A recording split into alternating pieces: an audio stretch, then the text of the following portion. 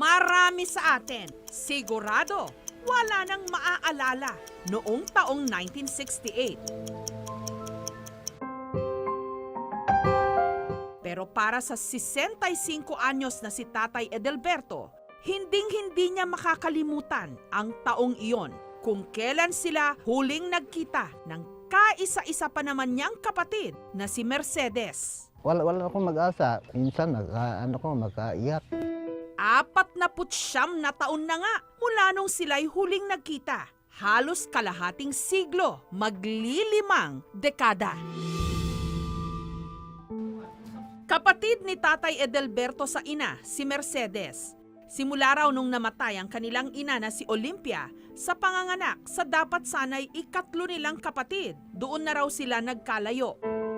Mula nung nangyari ang trahedyang yon, si Mercedes kinuha ng tiya nito na isang maestra at dinala sa Tacloban, Leyte. Habang si Tatay Edelberto naman, dinala ng kanyang ama sa Davao. Ning uli ba daw ko sa Bohol? Nya mo ingon pong mga silingan dito nga wala mamuari anak.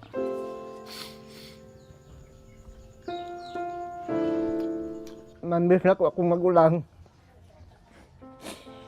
Kapatid na ko, mamiss na ko nga magkain ko ng sagay ba? Inom-duman ako akong magulang ba? Basta magkain ko ng sagay, makahinom-lim ko na sa akong magulang kahit mamay mali akong kanunay ka ng Bohol. Magsalom sa akong magulang. Sa Davao, bumuo ng sarili niyang pamilya si Tatay Edelberto. Meron na siya ngayong 5 anak at 7 apo. Lumipas man ang 49 taon, determinado pa rin siyang mahanap ang nawalay niyang kapatid. Nasaan ang kapatid ko ngayon? Buhay pa ba siya? Sabi niya. Iniisip ko, hindi na sila magkikita. Kasi hindi niya alam ang apelyido ng kanyang kapatid kasi maliit pa yung namatay na ang kanyang ina. Kahit walang ina, at least may maramdaman siya na andyan ang kapatid niya, pero wala man ang kapatid niya kaya hindi man niya nakita. Ilang years na, siyempre malungkot na malungkot siya. Kahit nandito kami, kulang pa rin ang buhay niya. Hanggang nito lang Martes, laking gulat daw nila nung may biglang nag-message sa Facebook na nagpakilalang anak daw ng isang Mercedes Alinsonoren na taga Cebu. At nung tawagan daw sila sa telepono, nakumpirma nila na ito ang nawawalang kapatid ni Tatay Edelberto. Pero ang kanilang planong pagkikita, wala pa ring katiyakan. Wala kasi silang sapat na pera para makalipad sa kinaroroonan ng isa't isa. Wala niyo ikakaya ba? Huwag ka ng gasto para maka-antumi sa Cebu. Sakit dili matukid. Sa darating ngang ika-66 na birthday ni Tatay Edelberto sa May 13, ang kanyang tanging birthday wish, makita ng personal ang kaisa-isa niyang kapatid. Nang, nakadungog man ka sa akong konsulti nimo nga manghinaot ko nga magkakita pa diya sa kuan sa Cebu. Pero igo na kung nakibalog na kasagra ako kagulog asa napita inyo ha. Magkita ta. Wala pong kailan mo ngayon. Padugay na itong magkita. Sa Naga, Cebu. Good morning po. Inahanap po namin si Nanay Mercedes Alinsonoren. Natagpuan ng aming team ang nakatatandang kapatid ni Tatay Edelberto na si Nanay Mercedes. 69 anyos na ngayon. Sobrang kalipay. Makita na ko siya personal. Biyuda na si Nanay Mercedes. Ang kasama niya sa buhay, ang 5 niyang anak na meron na ring kanya-kanyang pamilya ngayon. Gusto ko nga magkita meron. Mintra sa buhi pa ba ko ba? Kay nanago ko'y gibati sa lawas god. Simbak ko ako. Matay ko. Niya di namin makita. Sakitin na raw si Nanay. Merong hypertension at rayuma. Hiling niya na bago pa man mahuli ang lahat, sana magkita sila ng kaisa-isa niya ring kapatid. Si mama karon kuana siya kanang limtano na kaayo kay sa kaidara na sa. Unti-unti na raw naglalaho ang memorya ni Nanay Mercedes.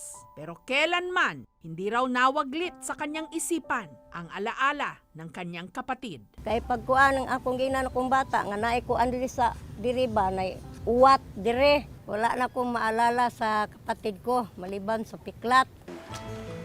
Kaya kamakailan lang, nagbakasakali siyang ipahanap ang kanyang kapatid na si Edelberto Satam sa kanyang anak na si Marlon sa Facebook.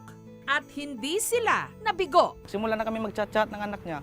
Nalaman namin na yung papa niya, kapatid pala ng mama ko. Yung binigyan kami ng number ng papa niya. Tapos tinawagan namin, kausap sila ng mama ko. Tinanong ng mama ko yung kapatid niya kung sino ang ama niya o sino ang ina niya. Nasagot naman ng kapatid niya. Tanong siya ng tanong kung anong background ng kapatid niya, saan galing, ano yung mga pangalan ng relatives niya, buhay pa ba yung iba, para maalam niya na yun talaga yung kapatid niya. Nalipay ko maayo nga nagkita mi sa Facebook. Akong gusto nga magkita mi personal. Mahal nga mahal kita. Gusto ko nga magkita na ta sa imo mga anak. Para magkainilhanay sa ako mga anak sad. Terus buhi pa ta. Ang hindi alam ni Nanay Mercedes, hindi na niya kailangan pang maghintay sa kanyang kapatid. Dahil nito lang Biyernes, kami na mismo ang nagpalipad kay Tatay Edelberto at sa anak nitong si Ed Jever mula Davao pa Cebu. Sobrang lipay na ko ba? Kaya hapit na ako makakita sa ako ang magulang. Para panaginip lang ba? Parang damgulang. Pagdating ng Cebu, may sorpresang naghihintay para kay Tatay Edelberto. Malapit na kasi ang kanyang 66th birthday. Uy! Ano man eh? May surprise sila. Hilak sa kalipay. Ang hindi niya alam, sing espesyal ng kanyang birthday cake ang taong may hawak nito na maglilimang dekada na niyang hindi nakikita.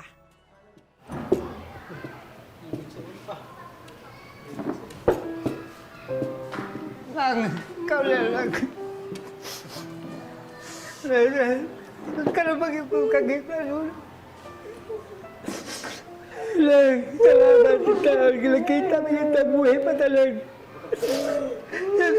Amin ako lang, patay lang ka lang. Katuwig na ito, wala magkita lang. Sobrang higpita lang, katuwig lang. Bata magkita. Si Nanay Mercedes at si Tatay Edelberto pinawi ang halos kalahating siglong pangungulila sa higpit ng kanilang yakap sa isa't isa. Pero pag akong ina nagkabulag na, 12 o 13, gidala ka nilang tita, no? Asam ka gidala po ng... Sa Cebu. Sa Cebu? Tapos gidala ko sa Liting. Tapos gidala sa ko sa dito sa Tacloban sa Kuan, kuan. Kuan sa Oh, bag. nagkailangan ako ka ng hubag, gamay pa ko ng hubag nilo. Pagbayra ko nagpanita ka. Mari Pag lapik ko. wala ang Facebook Liting ali ko nagkita. Nagkakita ta, so wala tayo mga ngipon ba? Nga, Isa may makuyog. nga ako ang anak lang ko, kabagulangan. Amen, ber. Parehang Na- sa nanay sa mo. akong bata, mura-mura to Saudi. Ipinakilala ni Nanay Mercedes sa kanyang kapatid ang kanyang mga anak. Marlon, ako di ka manguran. Gani si Miricel, ikaupat ni akong anak. So, nagpasalamat yung dako nga nagkakita namin. Pero tinakulipaya. Pero naghilak ko ito sa kalipay. Kaling ako hilak sa kalipay ni. Hindi kayo nga hilak uol ko. Na walang inagkita. Nalipay ko, nagkita namin sa ako ang magulang. Pasalamat ko sa GMA7 si Kasuhun. Kita namin kong magulang. Ang magkapatid, sinariwa ang kanilang nakaraan sa pagkain ng paborito nilang nilagang saging na isinawsaw sa ginamos. At para mapanatili ang linya ng kanilang mga komunikasyon sa Facebook, niregaluhan namin si Tatay Edelberto ng sarili niyang tablet. Thank you. Salamat. Pwede na akong lipaya ba? Kaya magkakontakay lang sa ako ang kuhan magulang. Salamat sa Jimmy na giregaluhan ko sa akong birthday. Halos 50 taon, 5 dekada, kalahating siglo, napakatagal na panahon na hindi man na maibabalik. Ang mahalaga, muli na nilang kapiling ang isa't isa.